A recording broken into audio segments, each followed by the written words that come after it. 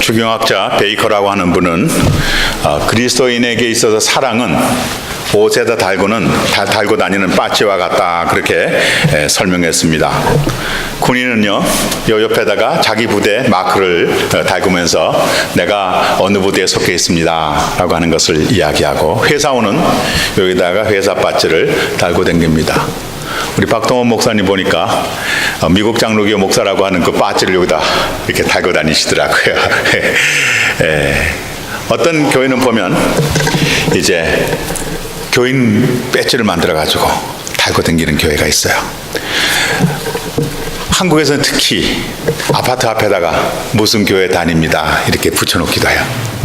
미국에 오면 거기에 싹 바뀌고 스티커를 만들어 가지고 나는 어느 교회에 다닙니다 이렇게 붙여놓습니다. 근데 성경에서는 뭐라고 얘기할까요? 사랑을 베풀어야 그 사람이 그리스도인인 줄 안다, 예수님의 제자인 줄 안다, 그렇게 말씀합니다. 그러니까 배지가 중요한 것도 아니고 집에 있는 문패가 중요한 것도 아니고 스티커가 중요한 게 아니고 사랑을 베푸는 것이 진정한 그리스도라고 하는, 크리스찬이라고 하는 것을 나타낸다라고 알려집니다. 지난주 진행한 제자훈련 교재에 사랑의 실천이라고 하는 내용을 다루었습니다. 천국의 소망을 가진 사람은 반드시 사랑을 실천해야 한답니다. 실천, 사랑을 해야 된다. 천국의 소망 있는 사람. 이유는 천국에 가면 다 사랑이라고 하는 걸 해야 돼. 사랑, 다 사랑. 우리 천국 얘기할 때 무슨 얘기 들어요? 숟가락, 긴 숟가락이잖아요. 그러니까 지옥하고 천국하고 이렇게 가봤는데, 천사가 가봤는데 지옥에 있는 사람들은 다 화가 나 있더래. 얼굴은 다 말라 있고, 천국 사람들은 다 웃더래. 얼굴이 통통하고 아주 좋더래. 근데 내용도 똑같아. 음식이 무슨 뭐 천국이라고 좋고 지옥이라고 나쁘고 그런 것도 아니야. 그리고 보니까 손이 이렇게 뽀얗게 있어요. 손이 이렇게 뽀얗게 돼 있어. 다 굽힐 수가 없어. 지옥에 있는 사람들은 다 자기만 먹으려고 그래. 그러다 보니까 먹는 게 아무것도 없어. 근데 천국에 있는 사람들은 집어서 앞에 있는 사람, 옆에 있는 사람 이렇게 나눠다 보니까 서로 간에 골고루 다 이렇게 먹는 거예요. 그러니까 이 세상에 살면서 천국의 소망을 둔 사람은 천국 백성으로 살아가는 그 사랑의 연습들을, 사랑을 반드시 실행하게 된다, 그렇게 이야기를 합니다. 예수님은 하나님의 자녀들에게 사랑의 마음을 꽉 이렇게 넣어주었어요. 혹시 함께 사는 사람들에게, 그리고 함께 믿음의 공동체를 이루는 분들에게 사랑을 베풀어야 되겠다 하는 그런 마음을 갖고 있습니까? 그분은 하나님의 자녀입니다. 목사를 볼 때, 장로님을 뵐 때, 우리 또 유목사님을 뵐 때, 아니면 황전사님을 뵐 때, 홍전사님을 뵐 때, 또 어떤 분을 뵐 때, 어떤 권사님, 어떤 분을 볼 때 사랑의 마음이 막 드는 거야. 꼭 목사만 아니래도, 저만 아니래도 이런 분 저런 분을 볼 때 사랑의 마음이 들어. 그분은 하나님의 자녀입니다. 그런데 미워. 주는 거 없이 미워. 왜 저렇게 미울까? 사랑이 전혀 안 가. 이 사람 이랬고 저 사람은 저렇고, 내 마음이 이게 사랑이 전혀 생기지가 않아. 나도 걱정이야. 뭘 의미해요? 하나님의 사랑이 내 마음속에 없다. 내가 다른 말로 심하게 얘기하면 하나님의 자녀가 아니다, 이런 얘기입니다. 요한일서 3장 10절에서 하나님의 자녀는 하나님을 닮아서 사랑하게 되어 있다, 그렇게 말씀합니다. 특별히 눈에 보이는 형제와 자매를 사랑하게 된다, 그렇게 말씀합니다. 그래서 말씀하기를 눈에 보이는 형제와 자매를 사랑하지 않고 미워하면서 어떻게 보이지 않는 하나님을 사랑한다고 말합니까? 그런 말은, 그런 고백은 거짓말입니다. 아주 요한일서 4장 20절에서 그렇게 딱 찍었어요. 눈에 보이는 형제와 자매를 사랑하지 않고 어떻게 보이지 않는 하나님을 사랑한다고 얘기하냐. 그러니까 눈에 보이는 형제와 자매를 사랑하는 사람만이 보이지 않는 하나님도 사랑한다고 하는 그런 말이 통할 수 있다라고 하는 그런 말입니다. 초대교회 터툴리안이라고 하는 목사님이 계셨습니다. 그분이 세상 사람들에게 여러분은 크리스천의 사랑을 보았습니까? 라고 물었습니다.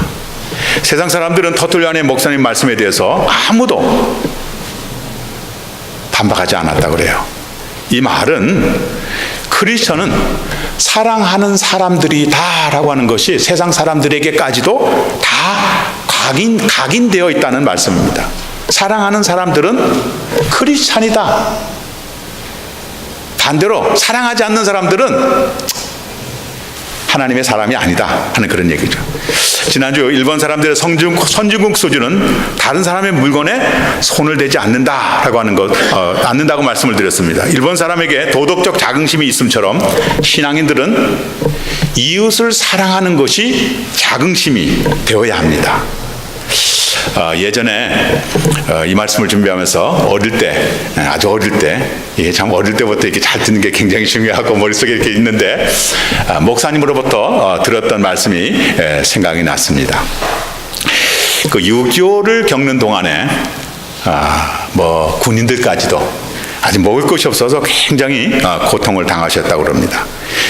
이 6.25 동란 중에 한 동료 중에 자기가 겪은 진짜 신앙인을 발견했다라고 하는 그런 이야기를 듣고 한편으로는 기분이 좋고 한편으로는 마음에 도전이 됐다라고 하는 그런 말씀을 해주셨습니다.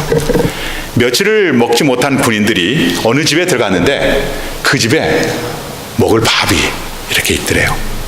그래 너나 나 할 것이 정신없지 막 먹었답니다. 그런데 오직 한 사람만 뒤에서 기다리고 있었답니다. 밥을 먹고 눈이 밝아진 동료들이 그제야 한 동료가 밥을 먹지 않고 먹는 자기들을 기다리고 있는 것을 보게 되었답니다. 이 동료들이 미안해하면서 이제 우리 얼마 남지 않았지만은 자네가 먹었으면 좋겠다고 이야기를 하니까 그제서야 비로소 이제 동료가 간절히 기도를 하고 난 다음에 아주 조금 남은 밥을 먹더라 하는 그런 얘기입니다. 이야기를 전하는 동료는 그 일을 통해서 신앙인은 똑같이 배가 고픈 상황에서도 동료에게 먹을 것을 양보하는 사람이라고 하는 것을 알게 되었다라고 하는 그런 얘기를 들려주었답니다. 예수님께서는 마태복음 24장 14절에서 마지막 때에 불법이 성하여 많은 사람의 사랑이 식어질 것이다 그렇게 말씀하셨습니다. 신앙인은 사랑이 없고 사랑이 없는 그때도 사랑이 식은 그때에도 사랑을 실천하는 사람들이다. 이유는 하나님의 사랑을 닮았기 때문이고 사랑하는 것이 습관이 되어 있기 때문입니다. 상대가 자기를 사랑하지 않고 미워해도 사랑합니다. 상대가 자기의 사랑을 받아들이지 않아도 사랑합니다. 사랑이 없는 세상과는 달리 끝까지 사랑하는 사람들이 신앙인들입니다. 어떤 사람들은요, 사랑한다고 하면서 서로 싸우는 사람들을 볼 수 있습니다. 싸우는 이유가 말도 안 돼요. 사랑 때문이래. 사랑 때문이래. 사랑 때문에 싸운대. 정말 그렇습니까? 그분은 사랑에 대해서 오해를 하거나 사랑을 착각하는 사람입니다. 싸우는 이유는요, 자기 집착 때문에 그래요. 자기가 나타나기 때문에 그래요. 자기를 너무 주장하기 때문에 싸웁니다. 사랑하는 사람은 진실이 필요해서 진정성 있게 설명하다가도 상대가 받아들이지 않으면 멈춥니다. 더 이상 이야기하지 않습니다. 받아들일 준비가 되어 있지 않기 때문에 그렇습니다. 오히려 그런 얘기를 하다가 서로 간에 상한 것이 마음이 상할까 봐 생각을 해가지고 이야기하지 않고 싸움은 물론이고 토의까지 하지 않는 것이 사랑하는 사람의 모습입니다. 신뢰가 회복될 때까지 진실을 이제 참고 기다립니다. 사랑은 기다리는 것이다. 오래 참고 기다리는 것이다. 고린도전서 13장 말씀에 보면 처음에도 사랑은 기다리는 것이다. 마지막에도 기다리는 것이다 라고 알려줬습니다. 예수님은 제자들 안에 있어야 할 가장 중요한 것이 사랑이라고 말씀하셨습니다. 사람들은 제자들 간에 있는 사랑을 보고 예수님의 제자라고 부를 것이라고 말씀하셨습니다. 시리아 안디옥에 기독교회가 처음으로 생겼습니다. 이방인 기독교회가 처음으로 생겼습니다. 시리아 사람들은요, 유대인도 아닙니다. 더더욱 예수교도도 아닙니다. 안디옥이라고 하는 곳에, 시리아 안디옥이라고 하는 곳에 이 기독교 교회가 하나 처음으로 생기니까 아주 사람들이 이상한 마음을 갖고 비상한 관심을 갖고 교회를 바라봅니다. 얼마쯤 지나자 그곳 사람들은 예수 교도들을 향해서 크리스찬이라고 별명을 붙이고 불러주었습니다. 크리스찬이라고 하는 것은 얼마 전에는 왕의 사람들, 크라이스트 찬이니까 왕의 사람들이지만 한편으로 보면 그리스도의 사람들이라고 하는 말입니다. 그들이 예수 교도를 크리스찬이라고 부른 이유는 그리스도를 닮아서 사랑을 실천하였기 때문입니다. 안디옥 교회가 생성이 되고 막 부흥할 쯤에 바깥에서 이제 가뭄이 일고 기근이 생겼습니다. 아주 험한 그런 때가 되었습니다. 그런데 이스라엘의 예루살렘 지역은 어느 지역보다도 가뭄이 심해서 많은 사람이 굶어 죽는다는 그런 소문이 돌았습니다. 그 소식을 들은 안디옥 교인들은 예루살렘 교회 교인들을 생각하고 식량을 모아서 그들에게 구제미를 보았다, 구제 음식을 보냈다고 하는 그런 말씀입니다. 예루살렘 교회를 도운 안디옥 교회는 안디옥 인근의 불신자에게도 구제하였을 것입니다. 물론 교회 안에 있는 어려운 사람들에게도 구제를 하였을 것입니다. 안디옥 교회는 그런 구체적인 사랑을 어디에서 배워서 적용을 했을까요? 어디서 들었을까요? 신앙인은 어려운 사람을 도와야 한다. 나도 기근이 들어서 먹지 못해요. 힘들어요. 그런데 나보다 더 험한 사람들, 더 어려운 사람들을 생각해서 자기 것을 나눠주는 것을 어디서 듣고 배웠을까요? 물론 하나님의 말씀을 통해서 배웠을 겁니다. 그런데 그 말씀, 사도행전 말씀을 가만히 읽어보면은 알 수 있어요. 안디옥 교회에서 가장 먼저 목회를 한 사역자가 위로의 아들이라고 하는 뜻을 갖고 있는 바나바입니다. 바나바. 사도행전 4장 36절과 37절 말씀에 바나바는 예루살렘 교인이었는데 그 예루살렘 교인이었을 때 사도들이 부자들을 향해서 이야기를 합니다. 집과 땅을 팔아서 가져오십시오. 가난한 사람들에게 나눠주겠습니다 라고 이야기할 때 이 바나바는 사도들의 말씀을 듣고 순종해서 자기의 집과 땅을 팔아서 사도들에게 바쳤고 사도들은 그 돈을 가난한 사람들에게 나눠줬다, 그렇게 이야기를 합니다. 연결해서 생각하면 안디옥 교회가 교회 안에 어려운 사람들, 그리고 주위에 가난한 사람들, 자신보다 더 생활이 어려운 예루살렘 교회를 구제한 것은 바나바를 통해서 예루살렘 교회 성도들로부터 배운 것이었음을 알 수 있습니다.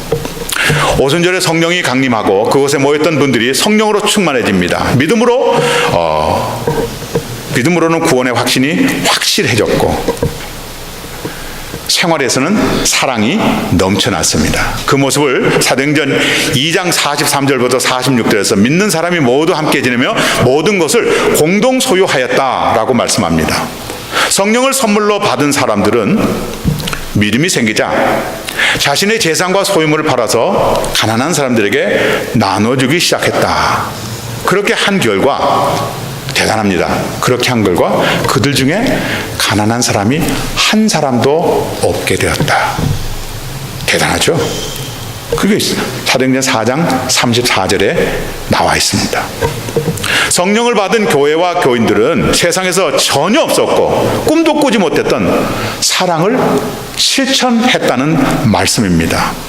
소위 재산의 공유화가 초대교회에서 있었다, 이런 얘기를 세상에도 보여주고 있습니다. 일설에 의하면 공산주의 처음 시작한 칼 마르크스, 그 다음에 엥겔스가 공산주의 기본 개념인 재산의 공유화 원리를 초대교회에서 영감을 받았다, 그렇게 이야기를 합니다. 그런데 공산주의자들이 몰랐던 것이 있었습니다. 초대교회에서 진행된 제산의 공유화 속에는 성령의 역사와 성도의 믿음이 있었습니다.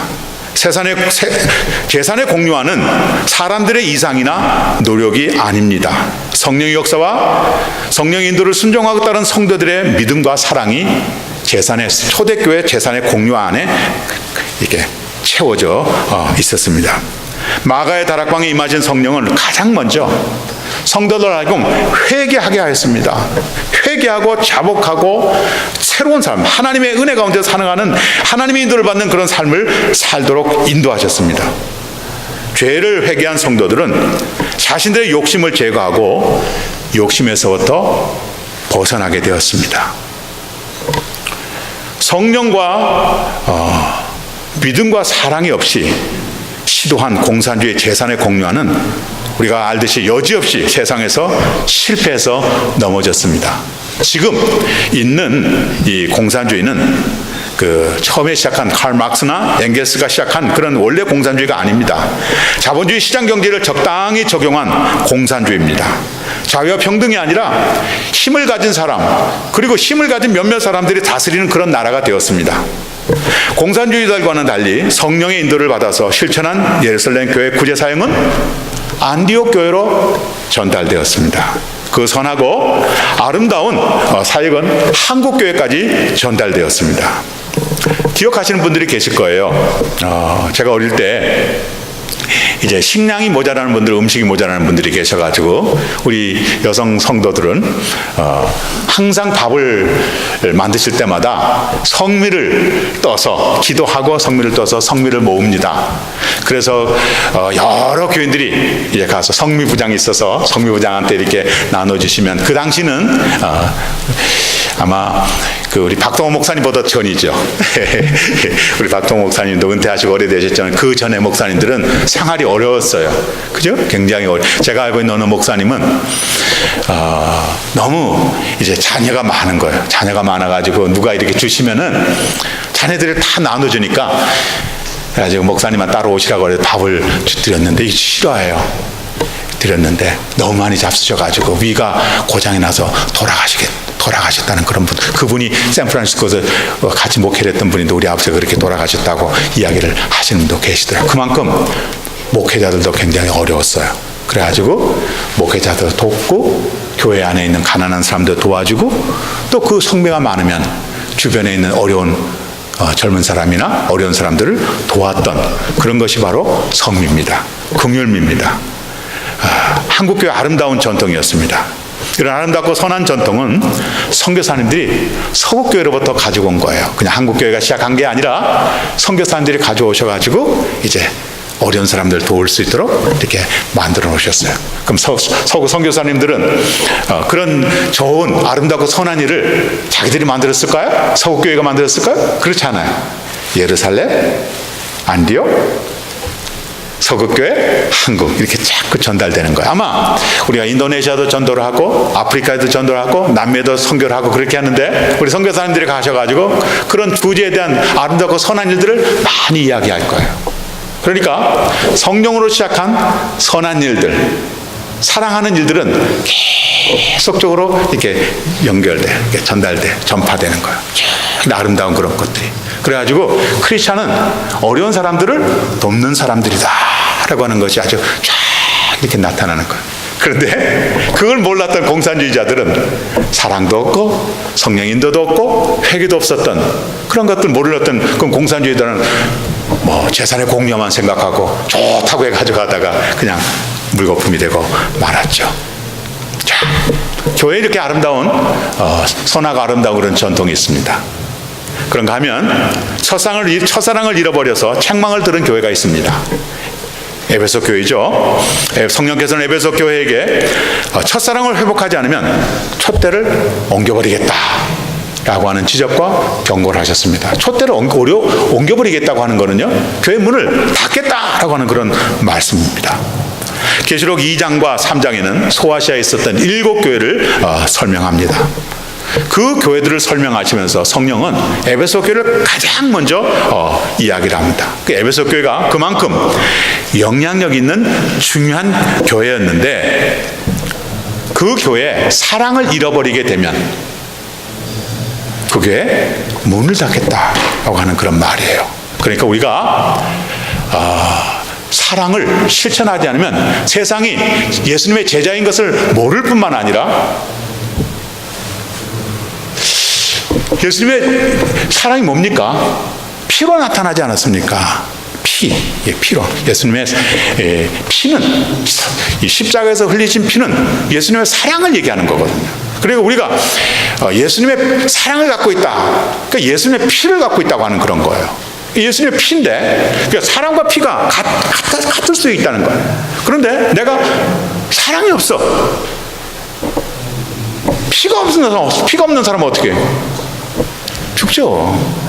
피가 없는 사람은 죽어요. 요즘에 보니까 피가 제일 중요하다. 뭐 장기가 굉장히 중요하잖아요. 건강상에 있어서 장기가 다 중요하죠. 건강한 거 중요한데 그 중에서 장기의 모든 영양과 산소와 뭐 여러 가지를 공급하는 것이 피잖아요. 근데 사람들이 너무 운동을 안 하고 너무 많이 폭식을 하다 보니까 피가 그냥 걸쭉해진 거야. 이 걸쭉한 피를 또 묽게 만들기 위해서 뭘 먹죠? 뭐 신의 약이라고 하는 뭐 있잖아요, 약. 저는 그걸 먹지 않는데 뭐죠? 아스피린. 베이비 아스피린. 이렇게 뭐 한국에 가니까 선배 목사님이 서목사도 하나 먹어. 그래. 이게 뭐예요? 그러니까 베이비 아스피린이야. 이게 신의 약이라고. 요즘 현대인들한테는 이걸 반드시 먹어야 돼. 그래야 혈압도 내려가고 혈액이 좋아진대. 그런다고 피가 좋아집니까? 적당하게 먹고 적당하게 일하고 적당하게 잘 자야지. 자, 피가 없으면 그렇게 돼. 피가 그렇게 문제인데 주님의 사랑, 이게 없으면 큰 문제라고 하는 그런 얘기예요. 자, 이 사랑을 실천해야 하는데 이 사랑에 대한 얘기가 굉장히 많이 있어요. 물론 남녀 간의 사랑도 중요하고 부부 간의 사랑도 중요하고 부모와 자녀 간의 사랑도 굉장히 중요합니다. 어떻게 무엇으로 사랑할 것인가, 그거에 대해서 오늘 이 본문하고 관계되니까 요한복음 13장 그 앞에 보면 성만찬 얘기가 나오고 그 전에 예수님께서 성만찬 제자들에게 이 커뮤니언을 새로 만들기 전에, 원래 이 아가페잖아요. 이 유대인들은 아가페가 있었거든요. 애찬이라고 하는 게 있었지. 애찬이라고 하는 게 있어가지고 음식을 서로 나눠 먹는 거예요. 우리 한국 사람들도 나눠 먹잖아요, 같이. 근데 이 음식을 나눠 먹는 게 굉장히 그러니까 미국에서는 파틀락이라고 얘기하죠. 이게 굉장히 중요한 거래요.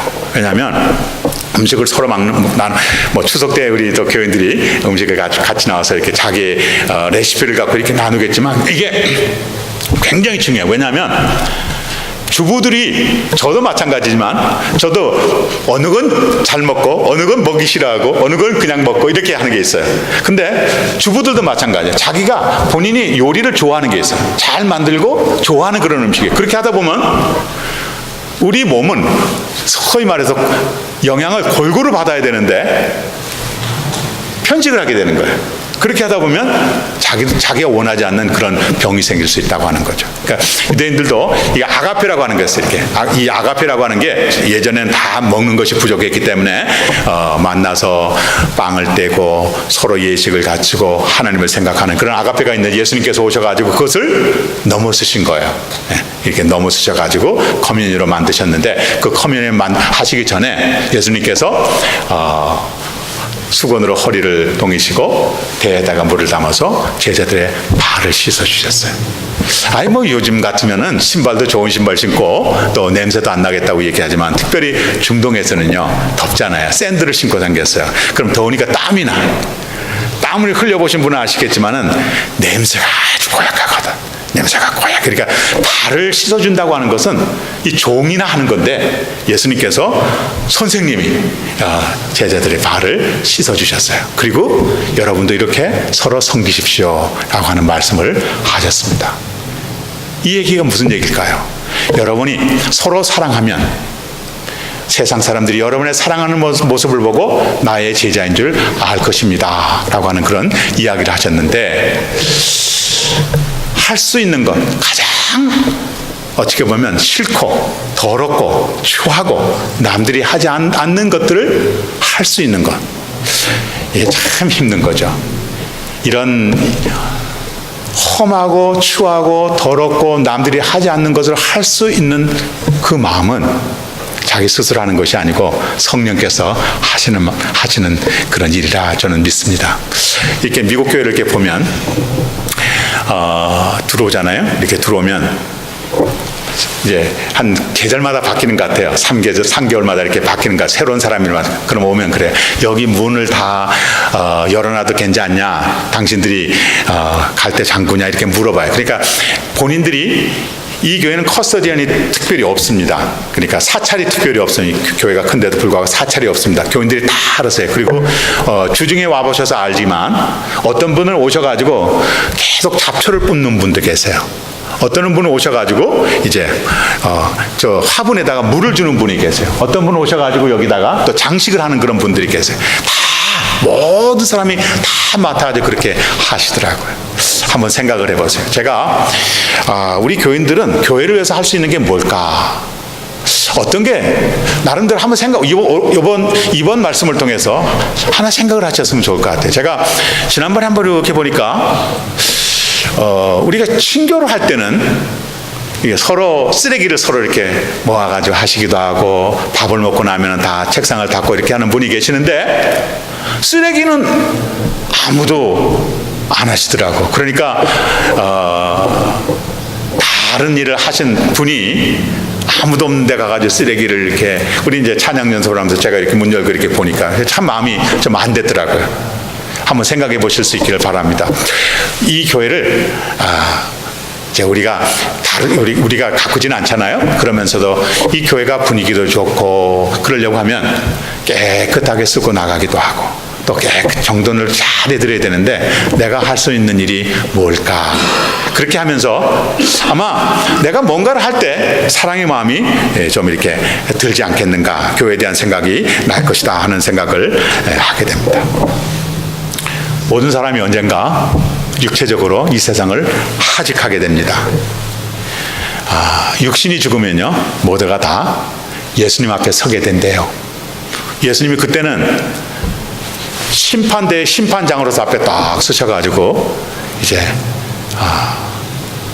천당으로 갈 건지 지옥으로 갈 건지 판결을 하신대요.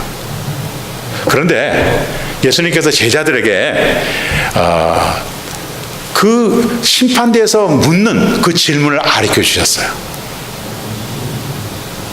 그 질문에 대한 대답만 하면, 확실하게 하면 천당으로 가는 거예요. 근데 대답을 어설프게 하거나 잘못하면 지옥으로 가는 거예요. 왜 예수님께서 그 중요한 때의 질문을 가르쳐 주셨을까? 제자들이기 때문에 알려주셨을까요? 뭐 그것도 나쁜 말은 아니지만 정답은 아닙니다. 사람을 지옥으로 떨어뜨리는 것이 하나님의 뜻이 아니기 때문에 가능한 한 사람들이 마지막에 받는 그 문제의 답을 알고 미리 실천하는 의미에서 예수님께서 질문을 가르쳐 주셨어요. 심판대에 앉으신 예수님께서 물으시는 문제는 뭘까요? 당신이 사는 동안, 세상에 사는 동안 어렵고 힘든 사람에게 사랑을 베풀었습니까? 라는 아주 간단한 질문이랍니다. 만약에 내가 이 질문을 지금 받는다고 하면 당신은 어려운 사람에게 사랑을 베풀었습니까? 예. 25장이 나와 있는 거예요. 마태복음 25장이 나와 있어요. 거짓말하면 금방 보이지. 응? 불꽃 같은 눈으로 이렇게 보시는데 싹 보이는 거야. 그런데 저는 어려운 사람을 위해서 수고했습니다. 한 건 없지만 했습니다. 그러면 주님이 착하고 충성된 종이라고 얘기하시면서 이제 천당으로. 그러나 우물쭈물 한다든지 아니면 안 하고 됐다든지 그러면 여기 와서도 거짓말 칩니까? 당신은 지옥으로. 그렇게 얘기하는 거예요. 그리고 정직하게 나는 못했습니다. 그럼 지옥 가는 거지. 생각해 보실 수 있기를 바랍니다.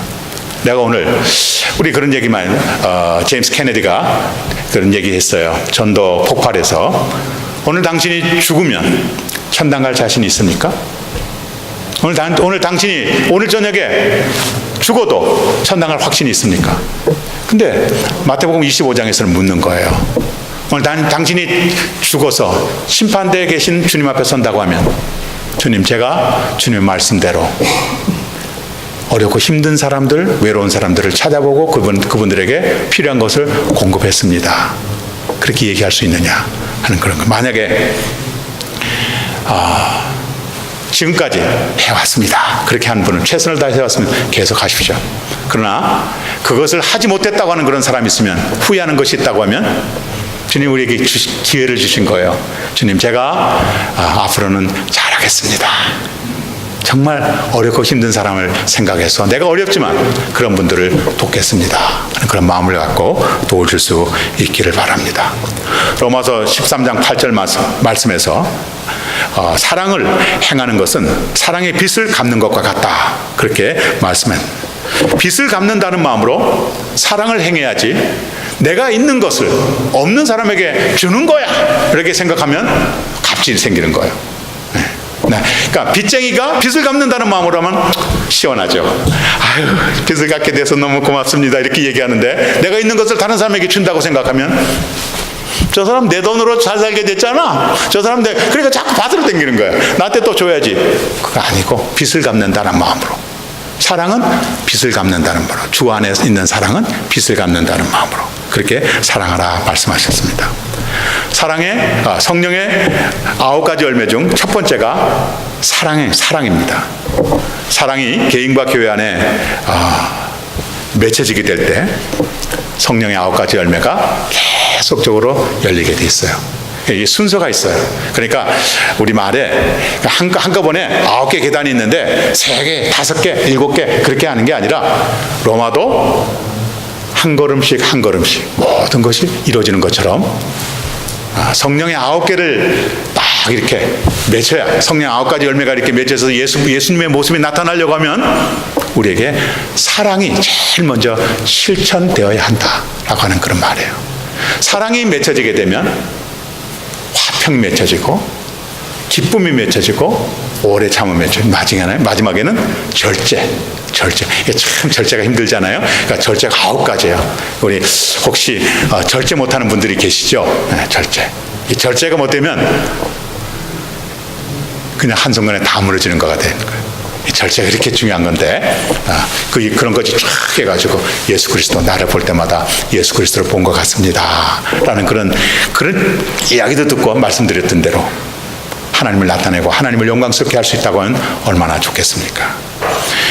여러분의 선한 것을 사람들에게 보여서 그 사람들이 하나님 앞에 영광을 돌리게 하십시오 라고 하는 것이 마태복음 5장 16절에 있는 말씀입니다. 주님, 저는 사랑을 베푸는 것을 저의 긍지로 삼겠습니다. 그런 결심, 그런 고백이 우리 모두에게 나타나시기를 주님의 이름으로 축복합니다. 아멘.